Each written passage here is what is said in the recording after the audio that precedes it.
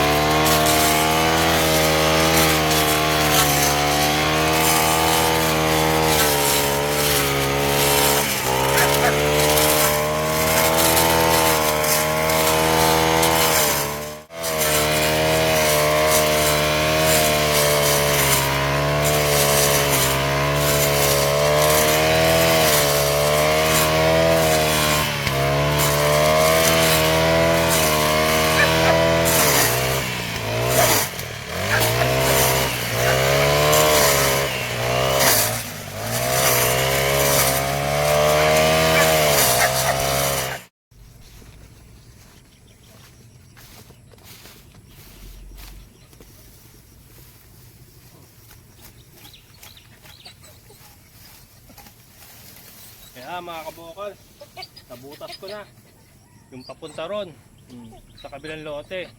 So pagka isusuga ko si Milky, hindi na ako iikot sa kabila, dito na, malapit na.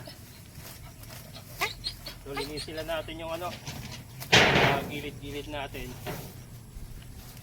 Saka itong kay ano, kay Hope, sukal na rin kasi.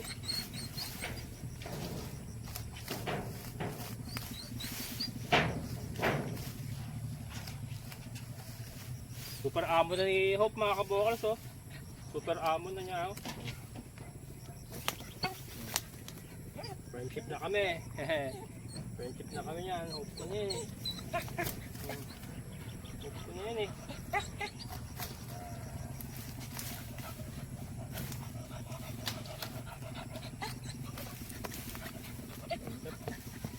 Ba't ka sumot dyan? Sa kabila ka eh. Sa kabila ka eh.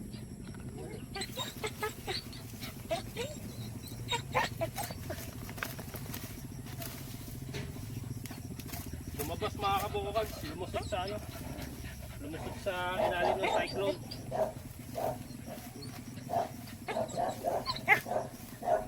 Hindi na kasi masukal eh, kaya nakalalabas na siya.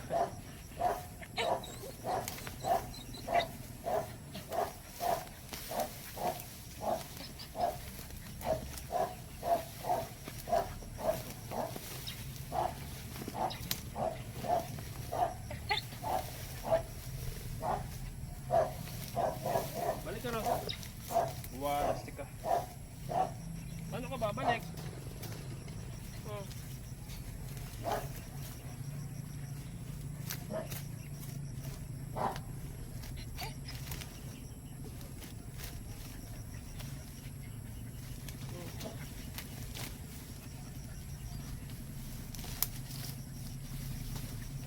Ano ka babalik sa loob?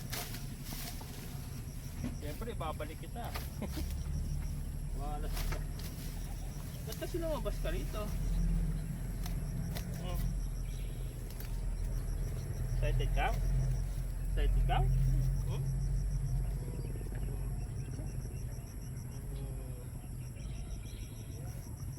Yan ako.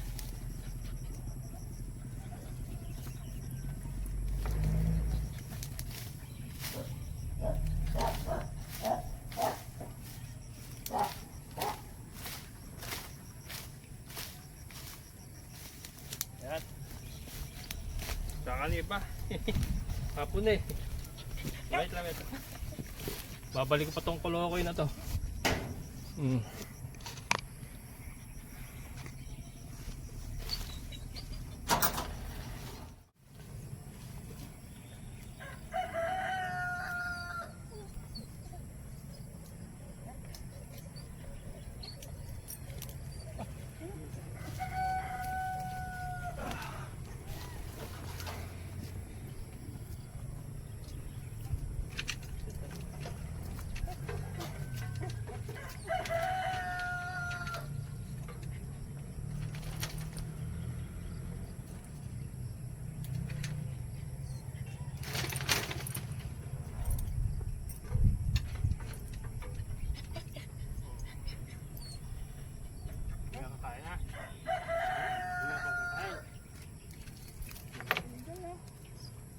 Balik ka na, balik. Balik doon. Saro ko na ito. Kumaya pa kakain. Kaya mga kabukal. Lalagyan ko ng yero doon, lumulusot sa ilalim. Hanap pa ako ng yero na luma. Ayan mga kabukal, so yan po yung ating natrabaho ngayon. Yung ating munting tahanan, munting bahay. Nalinisan na natin yung gilid, kapiraso sa gate. Yan. Pero yun doon, hayaan mo lang muna yan dyan. Yan, para may makakain din yung kambing ni Tata Pabling. Yan. Yes na, napakasukal na kasi nung ano. Yan, pwedeng magkaroon ng ahas pagka ganun kasukal. Yan si Hope nga, ayan si Hope mga kabukal. So,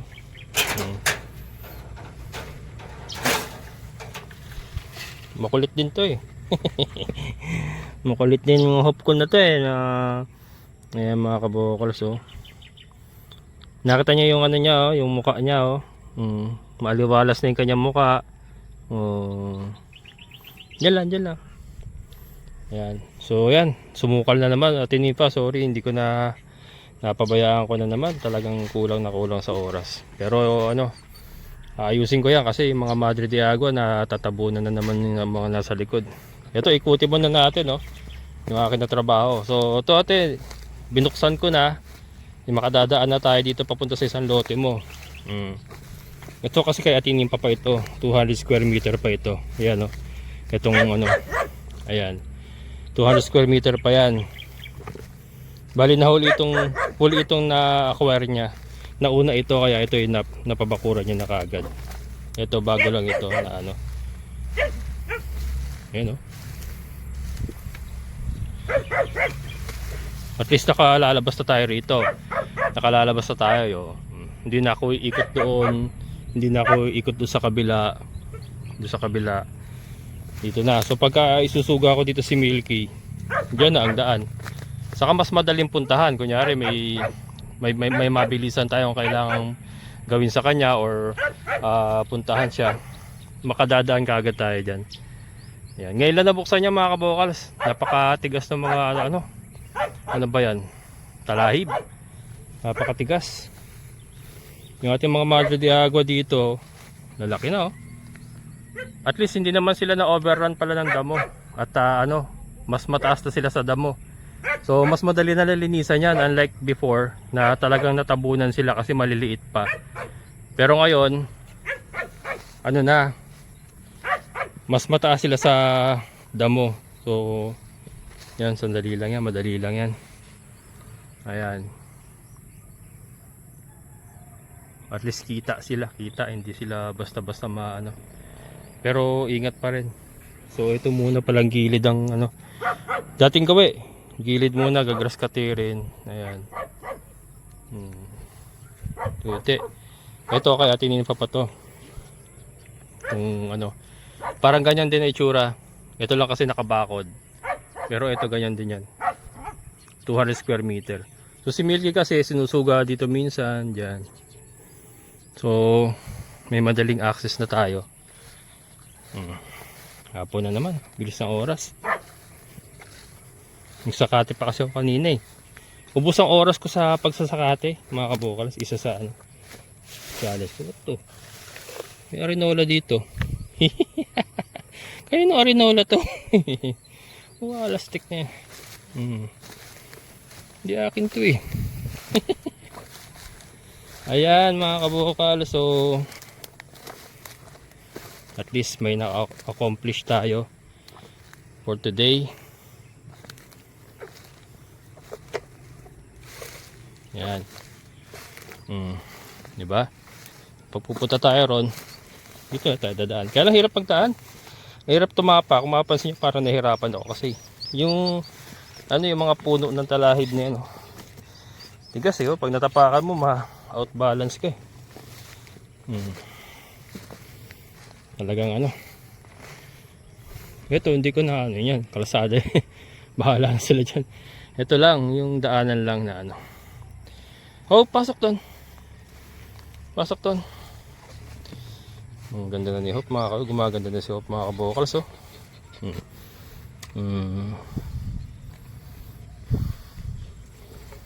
Muntakin dati takot na takot pa ako hawakan niya nung hindi pa natin siya nire-rescue. Pero yun, napakabait pala ng aso. Napakabait. At least dito hindi na siya nagugutuman at hindi na siya nababasa. Ayun, meron siyang maayos na bahay. Wag na linisan natin yan, mas magiging maayos. Mailalagay ko po siya sa maililipat ko siya sa mas magandang posisyon. Pero to strategic, maganda ang posisyon niya kasi nakatingin siya rito sa harap ng bahay natin. So pag may lumapit, kita kagad niya. Maaalarma kagad yung mga aso sa loob. Yan. Doon lang. Pasok na doon. Pasok na doon. Dali. Mamaya kakain. Kaya mailayo pala dito. May layo dito sa pupunta sa ilalim. Lumulusot eh. Sige. Naka lang ha. Ayan mga kabokals, so at least may na-accomplish tayo for today. Nalinisan ko ito, unti-unti lang, unti-unti na trabaho kasi alalay tayo sa ating katawan din at napakarami nating ginagawa. Ayan, amazing na buhay. Maraming salamat sa inyong muling pagsama. Kami ni Hope ay magpapaalam na. Bye bye.